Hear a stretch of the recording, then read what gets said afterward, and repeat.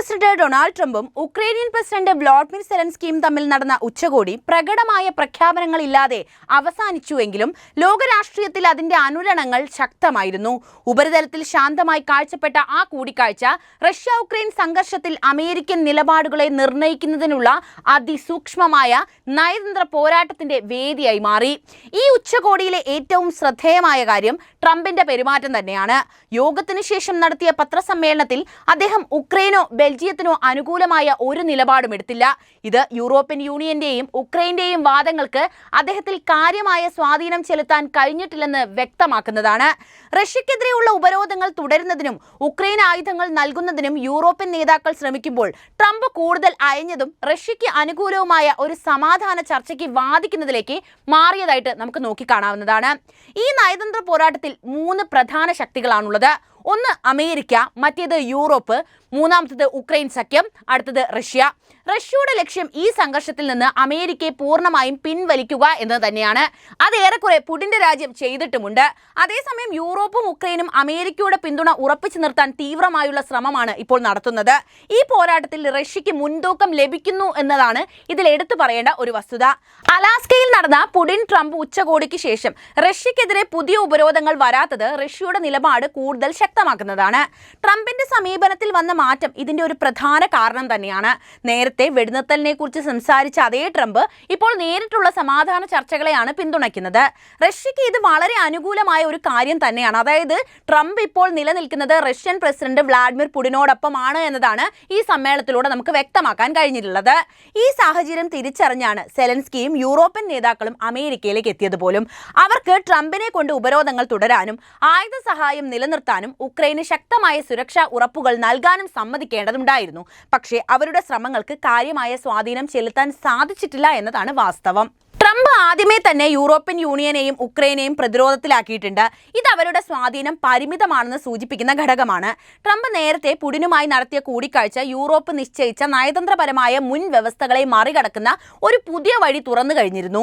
ഈ ചർച്ചകളിൽ ഏറ്റവും പ്രധാനമായ വിഷയം ഉക്രൈന്റെ ഭാവി സുരക്ഷാ ഉറപ്പുകളാണ്.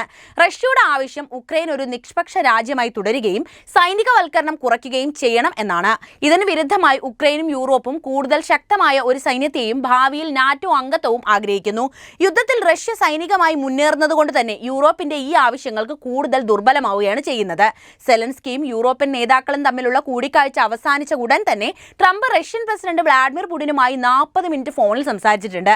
ഈ സംഭാഷണത്തിന്റെ വിവരങ്ങൾ നമുക്ക് ലഭിച്ചതനുസരിച്ചിട്ടുള്ള ട്രംപ് പ്രത്യേക ആവശ്യങ്ങളൊന്നും ഉന്നയിച്ചിട്ടില്ല. പകരം അവർ നേരിട്ടുള്ള റഷ്യ ഉക്രൈൻ ചർച്ചകൾ തുടരുന്നതിനെക്കുറിച്ചും അതിന്റെ നിലവാരം ഉയർത്തുന്നതിനെക്കുറിച്ചും സംസാരിച്ചു എന്നാണ് റിപ്പോർട്ടുകൾ. ജർമ്മൻ ചാൻസലർ ഫ്രെഡറിക് മേഴ്സിന്റെ അഭിപ്രായത്തിൽ പുടിനും സെലൻസ്കിയും തമ്മിലുള്ള നേരിട്ടുള്ള ചർച്ചകൾ 2 ആഴ്ചയ്ക്കുള്ളിൽ നടക്കാൻ സാധ്യതയുണ്ട് എന്ന് പറയുന്നുണ്ട്. ഇതിൽ നിന്ന് നമുക്ക് മനസ്സിലാക്കാൻ കഴിയുന്നത് റഷ്യ വളരെ ഏറെ ആത്മവിശ്വാസത്തിൽ തന്നെയാണ് ഇപ്പോൾ കഴിയുന്നത്. യുദ്ധക്കളത്തിലെ സൈനിക നേട്ടങ്ങൾ റഷ്യയ്ക്ക് ചർച്ചകളിൽ മുൻതൂക്കവും നൽകുന്നുണ്ട്. കൂടാതെ അവർക്ക് തങ്ങളുടെ നിബന്ധനകൾ വെക്കാൻ സാധിക്കും. ഈ ഉച്ചകോടി വലിയ പ്രഖ്യാപനങ്ങളില്ലാതെ അവസാനിച്ചുവെങ്കിലും അത് ഭൗമരാഷ്ട്രീയത്തിൽ ചില പ്രധാന ചോദ്യങ്ങൾ ഉയർത്തുന്നുണ്ട്. അമേരിക്ക ഉക്രൈന്റെ ഉറച്ച പിന്തുണക്കാരനായി തുടരുമോ അതോ കൂടുതൽ താല്പര്യങ്ങൾ അടിസ്ഥാനമാക്കിയുള്ള ഒരു സമീപനം സ്വീകരിക്കുമോ എന്നതാണത്. തങ്ങളുടെ സ്വാധീനം കുറയുകയാണെന്ന് തിരിച്ചറിഞ്ഞ യൂറോപ്യൻ യൂണിയൻ ഈ ആഹ്വാനം തിരിച്ചുപിടിക്കാൻ ശ്രമിക്കുമോ തുടങ്ങിയവയാണ് ആ പ്രധാനപ്പെട്ട ചോദ്യങ്ങൾ. ഈ ചോദ്യങ്ങൾക്കുള്ള ഉത്തരമായിരിക്കും യൂറോപ്പിന്റെയും ഉക്രൈന്റെയും ഭാവി ഇനി നിർണ്ണയിക്കാൻ പോകുന്നത്. അതേസമയം ഉക്രൈന്റെ അവസ്ഥ വളരെ പരിതാപകരം തന്നെയാണ്. പക്ഷേ അമേരിക്കയുടെ ചതിയിൽ വീഴാതിരിക്കാനുള്ള ശ്രമങ്ങൾ പരമാവധി ഉക്രൈൻ പ്രസിഡന്റ് സെലൻസ്കി ശ്രമിക്കുന്നുണ്ട്. പുടിനെ കണ്ടപ്പോൾ കവാത്ത് മറന്നുപോയ ട്രംപിന്റെ നിലപാടുകൾക്കനുസരിച്ച് പ്രവർത്തിക്കാൻ സെലൻസ്കി ഇനി ഒരിക്കലും തയ്യാറാകില്ല എന്ന് തന്നെയാണ് അവർ ഉറപ്പിച്ച് പറയുന്നത്. റഷ്യ ഉക്രൈൻ സംഘർഷത്തിൽ ഉക്രൈൻ പാശ്ചാത്യ രാജ്യങ്ങളുടെ ഉറച്ച പിന്തുണയെ ആശ്രയിച്ചാണ് ഇതുവരെ നിലനിന്നിരുന്നത്. എന്നാൽ അടുത്ത കാലത്തെ സംഭവവികാസങ്ങൾ യൂറോപ്പിന്റെ ഉക്രൈനോടുള്ള മനോഭാവത്തിൽ വലിയ മാറ്റങ്ങളാണ് വരുത്തിയിട്ടുള്ളത്. സൈനിക, സാമ്പത്തിക, രാഷ്ട്രീയ പിന്തുണയിൽ ഒന്നിച്ചു നിന്നിരുന്ന യൂറോപ്യൻ യൂണിയൻ ഇപ്പോൾ ഊർജ്ജം, നയതന്ത്രം, ഉത്തരവാദിത്തം എന്നീ വിഷയങ്ങളിൽ ഉക്രൈനുമായി കൂടുതൽ ഏറ്റുമുട്ടലിലേക്ക് നീങ്ങുന്ന കാഴ്ചകളാണ് കാണാൻ കഴിയുന്നത്. ഈ മാറ്റം ഉക്രൈന് വലിയ തിരിച്ചടിയാണ് സൃഷ്ടിക്കുക. അമേരിക്കൻ പ്രസിഡന്റ് ഡൊണാൾഡ് ട്രംപുമായുള്ള ചരിത്രപരമായ കൂടിക്കാഴ്ചയിൽ ഉക്രൈൻ പ്രസിഡന്റ് സെലൻസ്കി വീണ്ടും തന്റെ വസ്ത്രധാരണ രാഷ്ട്രീയത്തിലൂടെ ലോകശ്രദ്ധ പിടിച്ചുപറ്റിയത് ഈ അവസരത്തിൽ പറയേണ്ടിയിരിക്കുന്നു. മാറിയിരിക്കുന്നു. പതിവ് രാജ്യാന്തര ഡിപ്ലോമാറ്റിക് മര്യാദകൾ പാലിച്ച് രാഷ്ട്രതലവന്മാർ സ്യൂട്ടും ടൈയും ധരിച്ച് ഔദ്യോഗിക യോഗങ്ങളിൽ പങ്കെടുക്കുമ്പോൾ സെലൻസ്കി ഇത്തവണയും പരമ്പരാഗത മാനദണ്ഡങ്ങളെ മറികടന്നിരിക്കുകയാണ്. ഒരു സാധാരണ സ്യൂട്ടിന് പകരം അദ്ദേഹം തെരഞ്ഞെടുത്തത് സൈനിക ചിഹ്നങ്ങളോട് ചേർന്നിരിക്കുന്ന ഗൗരവം നിറഞ്ഞ കറുത്ത വസ്ത്രമായിരുന്നു. ഔപചാരികതയും പോരാട്ടത്തിന്റെ പ്രതീകാത്മകയും ഒരുമിച്ച് കൈമുതലാക്കുന്ന വേഷവിധാനമായിരുന്നു ഇത് എന്നാണ് ഒരു വിഭാഗം നിരീക്ഷകർ അഭിപ്രായപ്പെടുന്നത്. 3 വർഷം മുമ്പ് ആരംഭിച്ച യുദ്ധത്തിന് ശേഷം അദ്ദേഹം പൊതുവേദിയിൽ പതിവായി ധരിക്കുന്ന പട്ടാള നിറത്തിലുള്ള സ്വെറ്റ് ഷർട്ടുകൾ, പോളോകൾ, സൈനിക യൂണിഫോം ശൈലിയിൽ എല്ലാം കൂടി അദ്ദേഹത്തെ ഒരു രാഷ്ട്രത്തിന്റെ തലവൻ എന്ന നിലയിൽ മാത്രമല്ല, യുദ്ധമുഖത്ത് സ്വന്തം ജനങ്ങളോടൊപ്പം നിന്നുകൊണ്ടിരിക്കുന്ന ഒരു കമാൻഡർ ഇൻ ചീഫ് എന്ന പ്രതീകമായി ലോകത്തിന് മുന്നിൽ അവതരിപ്പിച്ചു എന്നും ഒരു വിഭാഗം പറയുന്നുണ്ട്. അതുകൊണ്ട് വൈറ്റ് ഹൗസിൽ ഔദ്യോഗിക കൂടിക്കാഴ്ചയ്ക്കായി എത്തിയപ്പോൾ അദ്ദേഹത്തിന്റെ വേഷധാരണം മാധ്യമങ്ങളുടെയും നിരീക്ഷകരുടെയും പ്രധാന ചർച്ചാ വിഷയമായി മാറിയിരുന്നു. സ്യൂട്ടോ ടൈയോ ധരിക്കാത്ത പ്രസിഡന്റ് എന്ന വിമർശനങ്ങൾ ഉയർന്നുവെങ്കിലും സെലൻസ്കി തന്റെ സന്ദേശം വ്യക്തമായിട്ട് പറയുന്നുണ്ട്. യുദ്ധം അവസാനിക്കുന്നതുവരെ ഞാൻ സ്യൂട്ട് ധരിക്കുകയോ താടി വടിക്കുകയോ ചെയ്യില്ല. അതേസമയം ഈ വസ്ത്രധാരണത്തെ അഭിനന്ദിച്ച് ട്രംപ് രംഗത്തെത്തിയെന്നതും പറയേണ്ടിയിരിക്കുന്നു. എനിക്കിത് വളരെ ഇഷ്ടമായി. ട്രംപ് സെലൻസ്കിയെ സ്വാഗതം ചെയ്തുകൊണ്ട് പറഞ്ഞത് ഇങ്ങനെയാണ്: തന്റെ കൈവശമുള്ളതിൽ വെച്ച് ഏറ്റവും മികച്ചത് ഇതാണ് എന്ന മറുപടിയായി സെലൻസ്കിയും പ്രതികരിച്ചു. സെലൻസ്കിയുടെ ഈ വസ്ത്രം രൂപകൽപ്പന ചെയ്ത ഡാർമിലി ബ്രാൻഡിന്റെ ഡിസൈനറായ എൽവിറ ഗസനോവയുടെ അഭിപ്രായത്തിൽ ഇത്തവണയും പ്രസിഡന്റ് സെലൻസ്കി ഒരു സൈനികന്റെ യൂണിഫോം പോലെയായിരുന്നു വസ്ത്രം ധരിച്ചിരുന്നത്. യുദ്ധത്തിൽ ഏർപ്പെട്ട ഒരു രാജ്യത്തിന്റെ നേതാവാണ് അദ്ദേഹമെന്ന് ഇത് വ്യക്തമാക്കി കാണിക്കുന്നുണ്ട്. എന്താണ് ധരിക്കേണ്ടതെന്ന് അദ്ദേഹം സ്വയം തീരുമാനിക്കുകയാണെന്നും അവർ കൂട്ടിച്ചേർത്തു. പ്രസിഡന്റ് എന്ന നിലയിൽ അദ്ദേഹത്തിന്റെ ഓരോ ചലനത്തിലും രൂപത്തിനും പ്രാധാന്യമുണ്ടെന്നും അതിനാൽ ഈ സാഹചര്യത്തിന് ഏറ്റവും അനുയോജ്യമായ വസ്ത്രം അദ്ദേഹം തിരഞ്ഞെടുത്തുവെന്നും അവർ വ്യക്തമാക്കി. യുദ്ധത്തിൽ തകർന്ന സ്വന്തം രാജ്യത്തോടും സൈന്യത്തോടും ഐക്യദാർഢ്യം പ്രകടിപ്പിക്കുന്ന സെലൻസ്കിയുടെ ഈ ഫാഷൻ സ്റ്റേറ്റ്മെന്റ് വലിയ തോതിൽ പ്രശംസയും അതുപോലെ തന്നെ വിമർശനങ്ങൾക്കും കാരണമായിട്ടുണ്ട്. കഴിഞ്ഞ ഫെബ്രുവരിയിൽ വൈറ്റ് ഹൗസ് സന്ദർശിച്ചപ്പോൾ ഉക്രൈനിയൻ ദേശീയ ചിഹ്നമുള്ള ഒരു കറുത്ത പോളോ ഷർട്ട് ധരിച്ചെത്തിയ സെലൻസ്കിയെ ട്രംപ് കളിയാക്കിയിരുന്നു. നിങ്ങൾ എല്ലാവരും ഇന്ന് അണിഞ്ഞൊരുങ്ങിയല്ലോ എന്നായിരുന്നു അന്ന് ട്രംപിന്റെ പരിഹാസം. ട്രംപുമായുള്ള കൂടിക്കാഴ്ചയിൽ റിയൽ അമേരിക്കൻ വോയ്സ് എന്ന മാധ്യമത്തിലെ റിപ്പോർട്ടർ സെലൻസ്കിയോട് ഇതേക്കുറിച്ച് ചോദിക്കുന്നുമുണ്ട്.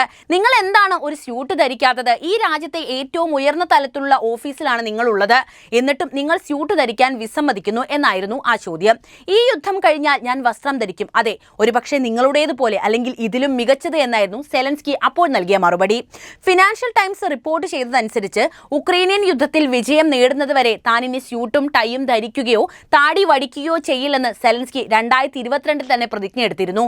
ഈ രാഷ്ട്രീയ പ്രതിജ്ഞയോടുള്ള അദ്ദേഹത്തിന്റെ പ്രതിബദ്ധതയാണ് ഇപ്പോഴും ഈ വസ്ത്രധാരണത്തിലൂടെ ലോകത്തിന് കാണാൻ കഴിയുന്നത്. സെലൻസ്കിയുടെ യുദ്ധമുഖത്തെ കമാൻഡർ ഇമേജ് അദ്ദേഹത്തെ സ്വന്തം ജനങ്ങളോടുള്ള ഐക്യത്തിന്റെ പ്രതീകമായി മാറ്റിയിട്ടുണ്ട്. എന്നാൽ വിമർശകർ പറയുന്നത് ഒരു നേതാവ് സ്ഥിരമായി യുദ്ധത്തിന്റെ ചിഹ്നങ്ങളിലൂടെയാണെങ്കിൽ സമാധാനത്തിനും ഡിപ്ലോമാറ്റിക് പരിഹാരത്തിനും വേണ്ട സന്ദേശം ലോകത്തിന് നൽകാൻ കഴിയാതെ പോകും എന്നതാണ്. വസ്ത്രധാരണം തീർച്ചയായും അദ്ദേഹത്തിന്റെ രാഷ്ട്രീയ പ്രതിബദ്ധതയുടെ ശക്തമായ സന്ദേശം തന്നെയാണ്. എന്നാൽ ലോകം അദ്ദേഹത്തെ യുദ്ധമുഖത്തെ പോരാളി എന്നതിനേക്കാൾ സമാധാനം അന്വേഷിക്കുന്ന ഒരു രാഷ്ട്രത്തിന്റെ പ്രതിനിധിയായിട്ടാണ് കാണേണ്ടത്. അതിനാൽ സൈനിക ശൈലിയിലുള്ള ഫാഷന്റെ അമിത അഭിനയം ഒഴിവാക്കി അന്താരാഷ്ട്ര വേദികളിൽ ഗൗരവമുള്ള ഒരു നേതൃഭാവം അവതരിപ്പിക്കേണ്ട സമയം ഇപ്പോൾ അടുത്തിരിക്കുകയാണ്. എന്തായാലും അമേരിക്കയുടെ നിലപാടും അതുപോലെ യൂറോപ്യൻ യൂണിയൻ സ്വീകരിച്ച നിലപാടും എങ്ങനെയാണ് ഉക്രൈനെ ബാധിക്കുക എന്നത് ഗൗരവകരമാണ്. മാത്രവുമല്ല, റഷ്യ ഇപ്പോൾ പ്രകടിപ്പിച്ചിരിക്കുന്ന ആത്മവിശ്വാസം അവരുടെ കൂടെയാണ് ലോകം എന്നതിന്റെ തിരിച്ചറിവ് കൂടിയാണ്. അമേരിക്കയുടെ നേതൃത്വത്തിൽ യുദ്ധം അവസാനിക്കുമെന്ന് നിങ്ങൾക്ക് തോന്നുന്നുണ്ടോ? നിങ്ങളുടെ അഭിപ്രായം ഇപ്പോൾ തന്നെ കമന്റായി രേഖപ്പെടുത്തൂ. അപ്പം ഈ അറിവുകൾ എല്ലാവരിലേക്കും എത്താൻ വീഡിയോ ഒന്ന് ലൈക്ക് ചെയ്യാനും ഷെയർ ചെയ്യാനും പ്രത്യേകം ശ്രദ്ധിക്കുമല്ലോ.